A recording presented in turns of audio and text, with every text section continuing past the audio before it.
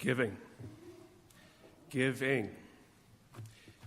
Giving means different things to different people. We all give in one way or another. We give our time. We give our talent. And as the saying goes, we give treasure. In this case, that means money. This is often the tough one since there never seems to be enough to go around. Financially speaking, contributing, particularly on a regular basis and in a meaningful way, can be challenging, even more so during difficult economic times. But giving can also be delightful. It can give you that warm feeling inside. Giving can give you a sense of immense satisfaction that you are doing your part. I'm a giver. You're a giver. You know, do unto others as you have them do unto you. You and I are receivers too. There are very few people who have never benefited from someone else's kindness or generosity. This morning, I hope to inspire generosity. As I share with you my experiences and memories of church life, I'd ask you to think of your own experiences at Union Kong or elsewhere and keep this idea of giving in the back of your mind. For those I haven't yet met and had the pleasure of meeting, my name is Andy Russell, and with Linda Carey as our welcoming friend, my wife Diane and I joined Union Kong last year after relocating with our family from Hoboken to Montclair. Thank you, Linda. There are 6 of us now, 4 kids, 2 of which are my stepchildren and 2 grown-ups. Clearly, Diane and I are outnumbered. As I was thinking about what remarks I might make this morning, reflecting on why giving is important to me and how being a member of the United Church of Christ and now Union Kong is important to me, I was reminded of so many ways the church has been part of my life. The Massachusetts Russells, my father's family, were Congregationalists from the beginning. Reverend John Russell, in 1659, founded what is now the First Church of Hadley, UCC. Mom came from Illinois from a Congregationalist background as well. She's a 30-year founding member of the Bell Choir at the Second Congregational Church in Bennington, Vermont, and Dad is on the Board of Trustees. I was born in Lenox, Massachusetts, and baptized there at Church on the Hill. Growing up in Vermont, my brothers and I spent lots of time at the Second Congo with Mom as our shepherd. Sunday school, where we learned about God, and for the kids here today, they call it learning centers, and Bible school, now called Peace Camp, here at Union Kong. We had all sorts of fun and learned a few things, too. I remember taking 2 short sticks of wood, about the size of pencils, making a cross, then weaving pieces of yarn of many different colors around the sticks in a geometric fashion to make a design. We were crafting something spiritual called a God's Eye, which I believe was of Mexican origin and was traditionally given to someone as a blessing or as a gift. Every December, Mom would ask my brothers and I to come to church to help with the setup for the annual Snowball Bazaar fundraiser. Churches everywhere are constantly in need of funds, and the Second Congo and Union Kong are no different. Another time I remember shoveling the front walk of the church after a big snowfall because the custodian wasn't able to make it that day. I remember how appreciative the minister was.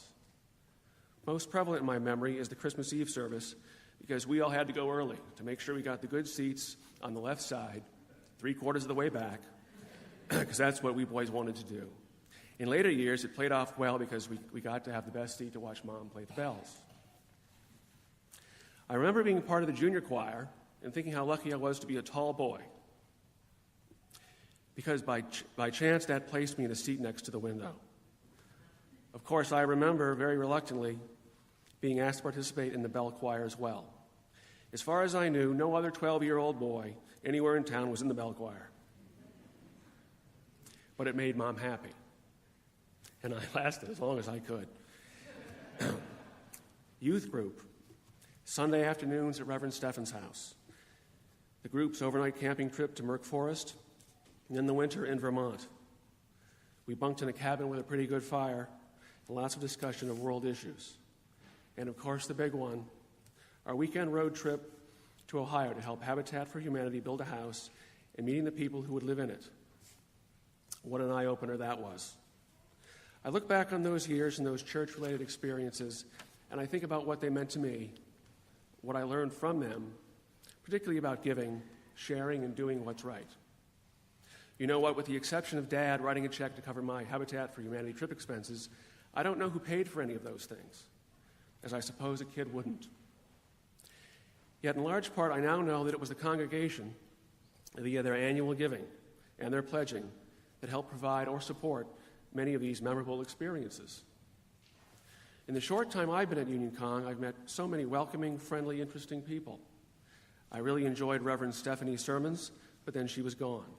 I think Reverend Tom is leading the transition masterfully, and I have found the cottage meetings to be informative and comforting, knowing that every member's voice was sought to be heard during what was a difficult and challenging time. Diane and I participated in a dinner group last year, thanks again, Linda, where we got to know the McGanns, the Batchelders, and the Allens. I regularly attended the men's breakfast until my garage renovation overpowered my Saturday morning schedule. Last year, I helped with lowering and dismantling the gigantic Union Kong Christmas wreath, and not too long ago, I took a tour in the tower. What a climb of stairs, and what an impressive view. Our 8-year-old Alexia very much enjoyed herself at Peace Camp. Natalie, our 3-year-old, is an eager member of Mrs. Linder's preschool class at the Union Kong Weekday Nursery School. Lily, well, 20-month-old Lily, let's just say she's not on board with the plan. Lily is our lovely little speed bump that upends many a Sunday plan to attend worship. Last week, I gave it another go and left her with Molly in the child care center. I'm proud to say it was nearly 20 minutes before the buzzer went off, suggesting Molly needs some help. Jack. Jack is 10. Competitive swimming practices and learning centers fight for time on Sunday mornings. So far for learning centers, it's been a struggle, but I'm hopeful. It would be terrific if my kids benefit from life at Union Kong, just as I did when I was their age. Lastly, I'm the newest member of the Stewardship Committee. And no, Linda wasn't involved in this one, but thanks to Rob Middleton and Roger Dolden. I'm still getting my feet wet, but Roger is a great chair, and I'm learning a lot, given everyone on the committee is more experienced with stewardship than am I. Most importantly, what I'm learning is how crucial each member's contribution, and particularly each member's pledge, is to the smooth running of Union Kong. We all understand how budget planning is easier when you know how much your next paycheck will be. In fact, how much easier it will be knowing each period going forward. It works the same way here. I ask you to think of your Union Kong experiences, the way in which your faith and your involvement in our church community matter to you, what you expect in the future. I invite you to give as generously as you can. In closing, I'll quote from Paul's second letter to the Corinthians, which concerns the collection for poor in Jerusalem. In chapter 9, verses 6 and 7, Paul writes, "The point is this: he who sows sparingly will also reap sparingly, and he who sows bountifully will also reap bountifully.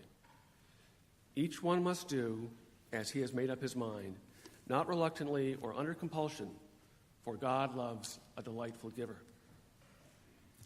Thank you to all who have been so generous for so long, and also to those who have just recently begun to pledge at Union Kong. For those of you who have never pledged before, I challenge you to begin now, perhaps technically next Sunday on Stewardship Sunday. For those more seasoned in the way of pledging, I challenge you to increase your pledge for the coming year. Before you today, I commit to increasing my family's pledge by 10% over what we gave last year, and I invite you to do the same.